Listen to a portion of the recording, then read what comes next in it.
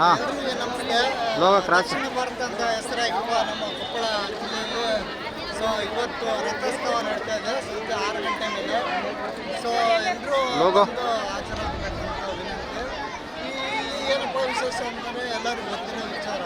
ಪ್ರತಿ ವರ್ಷ ಅಂತೂ ಈ ವರ್ಷ ರಥೋತ್ಸವ ಆಗ್ತಾ ಇರೋ ಕಾರಣಕ್ಕೆ ಎಲ್ಲರೂ ಸಮೇತ ಆಗಬೇಕು ಅಂತ ವಿನಂತಿ.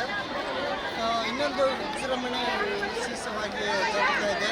ಇನ್ನೊಂದು ಉತ್ತರ ಕರ್ನಾಟಕ ಅಂದರೆ ಪ್ರಖ್ಯಾತಿ ಪಡೆದಿರ್ತಕ್ಕಂಥ ಕೊಪ್ಪಳ, ಇದು ನಮ್ಮ ಜಿಲ್ಲೆ. ಇಲ್ಲೇ ಜಾತ್ರೆ ಜಾಸ್ತಿ ಆಗ್ತಾ ಇರೋದು. ಸೊ ಎಲ್ಲರೂ ಬಂದು ಎಲ್ಲರೂ ನೋಡಿ ಅಂತ, ಕಣ್ಣಿದ್ದವರು ಗಂಗಾಚಲ ನೋಡಿ, ಕಾಲಿದ್ದವರು ಕೊಪ್ಪಳ ನೋಡಿ ಅಂತ ಗಾದೆ ಮಾತಾಯಿದೆ. ಆ ಗಾದೆ ಅಂತಲೇ ನಾನು ಹೇಳ್ತಾ ಇರೋದು. ಎಲ್ಲರೂ ಬಂದು ಕೊಪ್ಪಳ ಜಾತ್ರೆ ನೋಡಬೇಕಂತ ಎಲ್ಲರಿಗೂ ವಿನಂತಿ ಮಾಡ್ತಾ ಇದ್ದೀನಿ.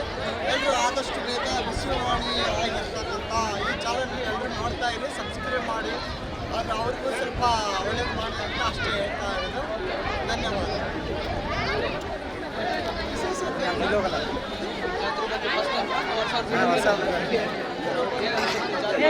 ಜಾತ್ರೆ ಉತ್ತರ ಕರ್ನಾಟಕ ಹೈಯೆಸ್ಟ್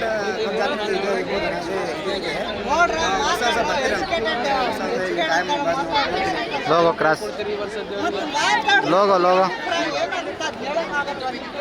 ಬಂದ ನಮ್ಮ ದೋಸ್ತ ನಾವು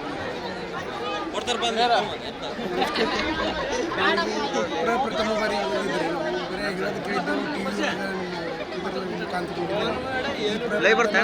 ವರ್ಷ ಇಂಥ ಭವ್ಯವಾದ ಜಾತ್ರೆ ಬರೀ ನಾವು ಈಗ ನಿಮ್ಮ ಪ್ರಸಾರ ಮಾಧ್ಯಮದಿಂದ ನೋಡಿದ್ದೆವು. ಈಗೆಲ್ಲ ಕುಂತು ನೋಡ್ಬೇಕು ಒಂದು ಅಪೇಕ್ಷೆ ಆಗಿ ನಾವು ನಮ್ಮ ಸ್ನೇಹಿತರು ಅಲ್ಲ, ನೀವು ಮೊದಲಿಂದ ಜಾತ್ರೆ ನೋಡೋದು ನಿಮ್ಮ ಸಣ್ಣವರಿದ್ದಾಗ ಈಗಿನ ಜಾತ್ರೆ ಜನಸಂಖ್ಯೆ ಭಾಳ ಹೆಚ್ಚಾಗಿದೆ. ಈಗಿನ ವಾತಾವರಣ ಭಯಂಕರ, ಈಗಿಂದ ಭಾಳ ಆಗಿ ಭಾಳ ಭಯಂಕರ ಇಂಪ್ರೂವ್ಮೆಂಟ್ ಆಗಿದೆ. ಎಲ್ಲ ಎಲ್ಲಿಂದ ಬಂದಿರೋದು? ನಾವು ಸಿಂದಗಿಯಿಂದ. ಓಕೆ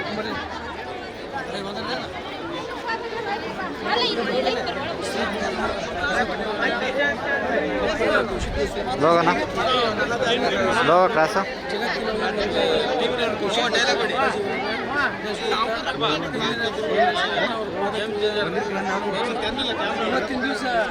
ಹಿಂದಿನ ದಿವಸ ಎಲ್ಲರೂ ಭಾಳ ಗೇಮ್ ಚೇಂಜರ್ ಜೀವಿಗಳು ಜಗತ್ತಿನೊಳಗೆ ಒಂದು ವಚನಗಳನ್ನಾಗಲಿ ಸಾಹಿತ್ಯಗಳನ್ನಾಗಲಿ ನುಡಿದಂಥ ದೇವರು ಕಲಿಯುಗದೊಳಗಿಂತ ದೇವರು ಸಿಗಂಗಿಲ್ಲ.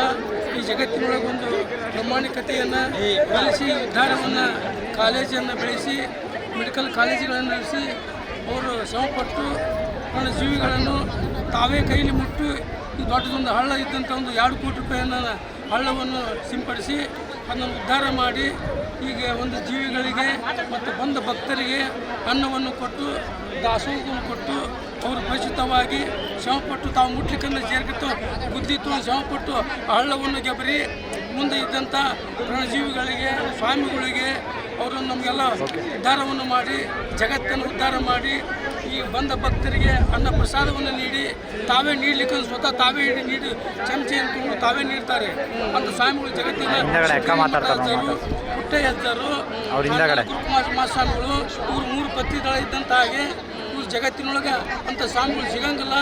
ಅವರ ಪ್ರವಚನವನ್ನು ಕೇಳಿದ್ರೆ ಒಂದು ಗುಣಮುಕ್ತರಾಗಬೇಕು.